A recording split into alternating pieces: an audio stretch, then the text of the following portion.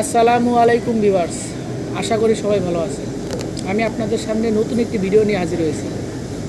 আপনারা ভিডিওর থাম্বনেল দেখে অবশ্যই বুঝতে পারতেছেন যে আমরা আজকে আপনাদেরকে দেখাবো কিভাবে একটি ফ্যানের রেগুলেটর কানেকশন করতে হয়। অনেকেই আছেন যাদের ফ্যানের রেগুলেটর কানেকশন করতে হয় এবং তারা পারেন না। ঘরে বসে আপনারা এই ভিডিওটি দেখলে অবশ্যই আপনারা নিজে একটি ফ্যানের রেগুলেটর কানেকশন করতে পারবেন এবং ফ্যানেরই স্পিড কন্ট্রোল করতে পারবেন। সো আমরা ভিডিওতে চলে যাই, খেয়াল করুন। দেখুন এখানে লেখাই আছে ফ্যান রেগুলেটর কানেকশন। খেয়াল করুন, এটা হচ্ছে আমাদের মেইন সার্কিট ব্রেকার। এটা হচ্ছে আমাদের মেইন সার্কিট ব্রেকার। মনে করেন আপনাদের বাড়িতে যে মেইন সার্কিট ব্রেকার আছে সেটা হচ্ছে এটা।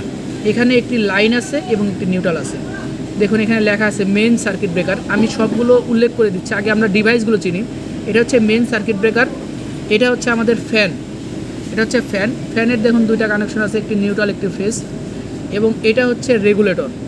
আমি আর কি বোঝানোর জন্য আপনাদেরকে এই ছবিটি এঁকেছি। এটা হচ্ছে রেগুলেটর দুইটি প্রান্ত থাকে সব সময়, দেখবেন আপনারা।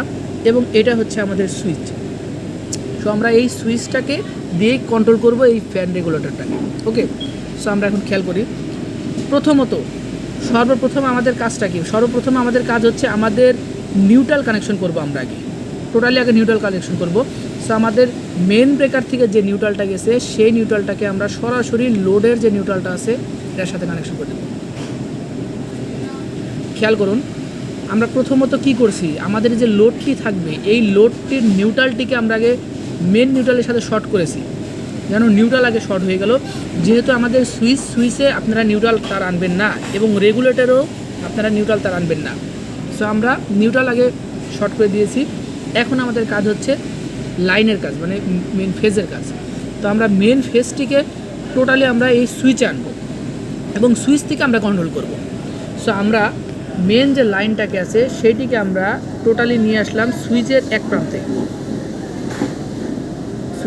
প্রান্তে নিয়ে আসলাম।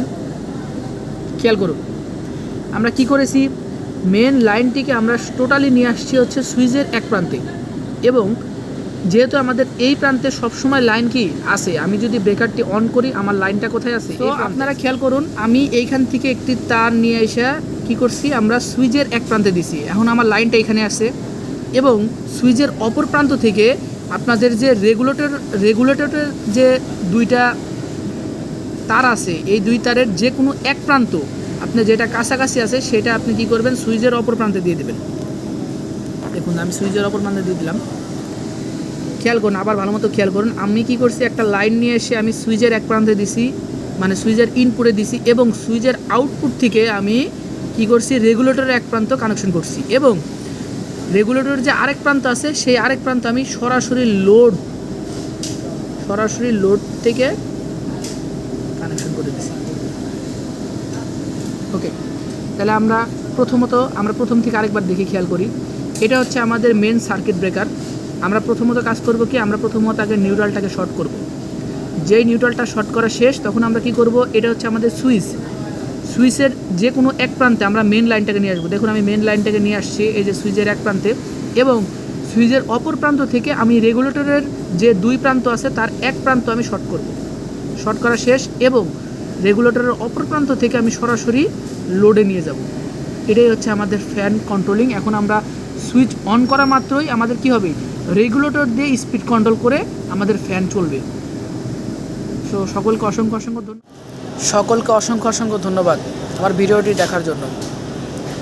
আমি নেক্সট ভিডিওতে একটি সুইচ বোর্ডের টোটাল কানেকশন ডায়াগ্রাম সহ ইন্ডিকেটর, ফিউজ, রেগুলেটর, সুইচ কিভাবে কানেকশন করতে হয় টোটাল ডায়াগ্রাম সহ আমি A to Z বোঝানোর চেষ্টা করব।